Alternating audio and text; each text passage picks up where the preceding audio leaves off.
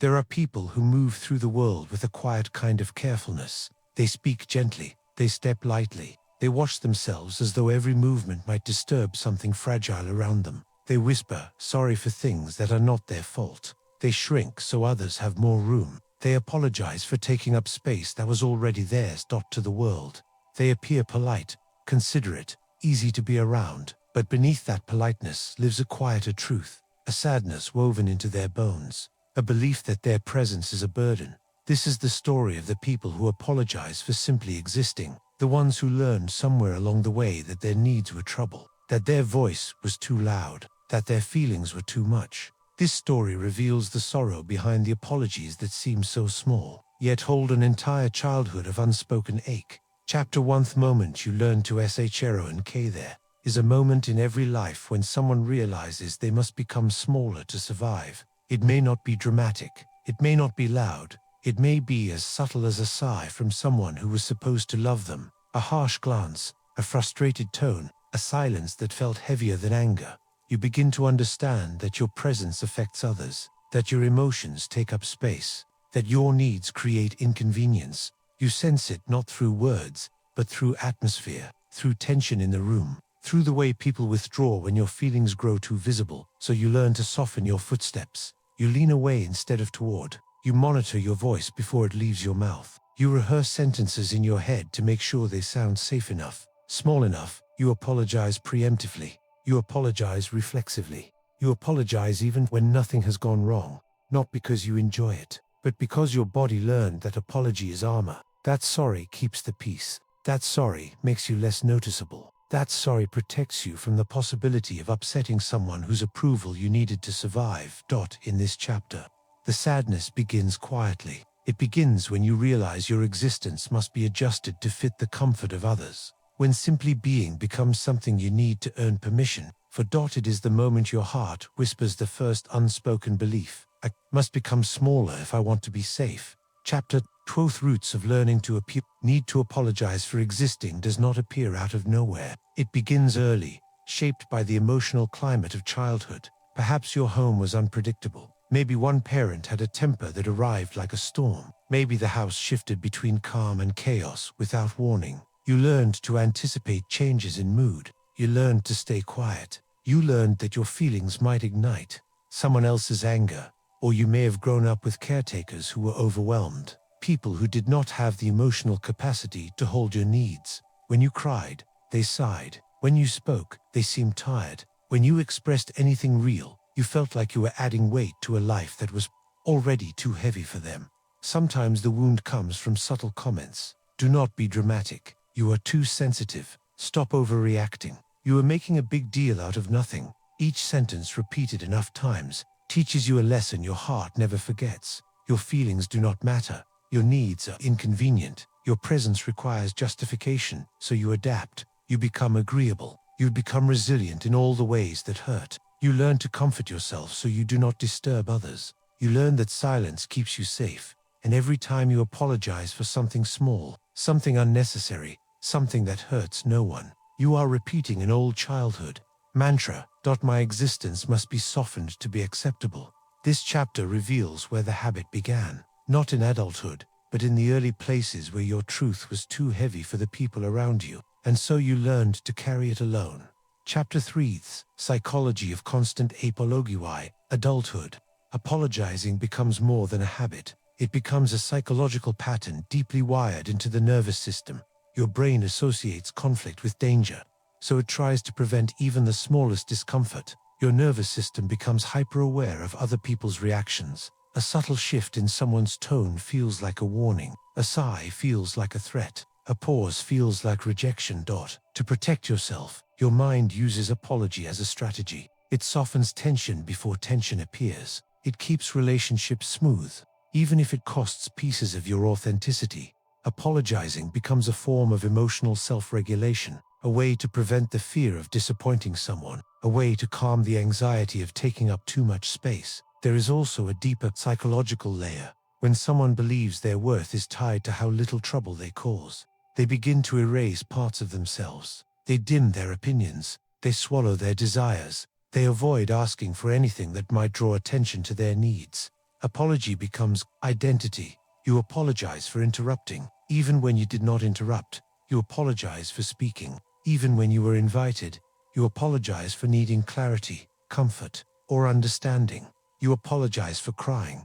You apologize for existing in spaces that were never closed to you. The tragedy is not the apology itself. It is the belief underneath it. A belief that says I am a burden unless I make myself small. This chapter reveals the internal mechanics of that belief. The quiet ways the mind learns to survive by shrinking, even long after the original danger has passed. Chapter 4: Inner War Between Truth and Fear. Inside people who apologize for existing lives, a war between what they feel and what they fear.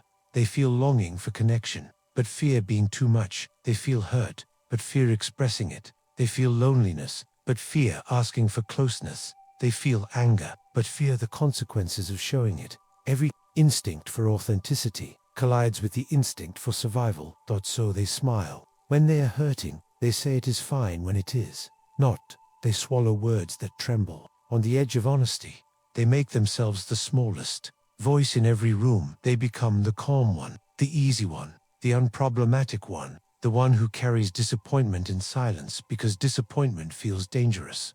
This inner war creates exhaustion, the kind of exhaustion that comes from constant emotional editing, from filtering every word to avoid misunderstanding, from monitoring every expression to avoid disapproval. The sadness grows in quiet corners. Sadness, not only from being unseen, but from seeing yourself reflected only in softened versions you created to keep others comfortable. Deep down, you want someone to notice your hesitation. You want someone to say you do not have to apologize for breathing. You want someone to hold space for your truth without making you feel like a disruption.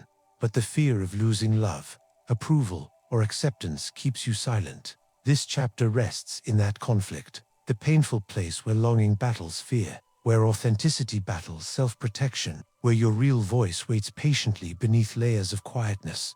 Chapter 5: Moment. Something breaks inside you. There comes a moment when the sadness becomes too heavy to ignore, a moment when the endless apologies begin to crack under their own weight. It may happen during a small interaction. You say sorry reflexively, and suddenly the word feels sharp in your mouth. You hear yourself apologize for something harmless, and a quiet ache rises. Why am I apologizing for being here? Or perhaps someone responds differently than you expect. Someone tells you to stop saying sorry. Someone looks at you kindly instead of irritably. Someone asks why you are apologizing when you did nothing wrong. Their reaction touches something raw inside you. You feel the conflict between the person you pretend to be and the person you truly are. Sometimes the breakthrough comes during loneliness, when you realize you have starved yourself of human connection because you were afraid your needs would push people away. Sometimes it comes during anger, when you finally feel the injustice of how much you have carried silently, how much you have softened yourself for others. Sometimes it comes during grief, when you allow yourself to cry without apologizing for the tears. These moments reveal a truth you have been avoiding.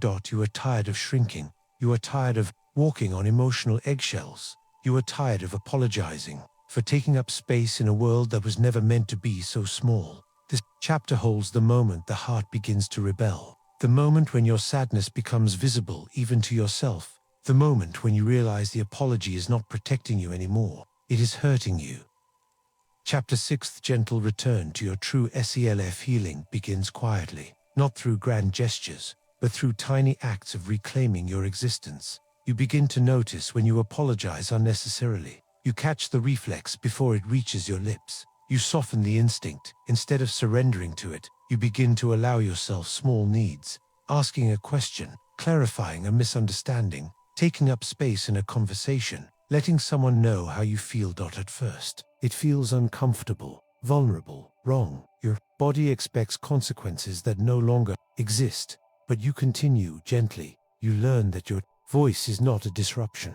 Your presence is not an inconvenience. Your truth is not a burden. Someone listens to you without sighing. Someone accepts your emotion without judgment. Someone meets your need without irritation. And you realize you are not too much. You never were. You begin to hold space for your own feelings. You let sadness exist without apologizing for it. You let joy rise without dimming it. You let anger speak without silencing it. You start to understand that love is not earned through shrinking. Connection is not maintained through self-erasure. Safety is not found in silence. The return to yourself is slow, but real. This chapter marks the beginning of that return, the soft reawakening of a voice that has been quiet for too long. Chapter 7, Freedom of Existing Without Apology. When the final chapter, the journey settles into a truth that feels both tender and powerful. You begin to exist without apology, not loudly, not rebelliously, but naturally, softly, fully. You learn that your presence belongs here, that you are allowed to take up space, that your needs do not make you weak, that your emotions do not make you a burden. Learn that closeness is possible without shrinking. You learn that love does not require erasing yourself. You learn that you can be honest without losing the people who were meant to stay. The sadness that once shaped your apologies begins to lift, not all at once, but like morning light easing into a darkened room. You discover a new freedom. The freedom of speaking without fear, the freedom of feeling without guilt, the freedom of existing without permission. And in this freedom, a quiet truth emerges. You were never the burden. The burden was the belief that you had to apologize for simply being human. The story ends with a gentleness you finally allow yourself to feel, a gentleness that says you belong here. You always did, and you never needed to say sorry for taking your place in the world.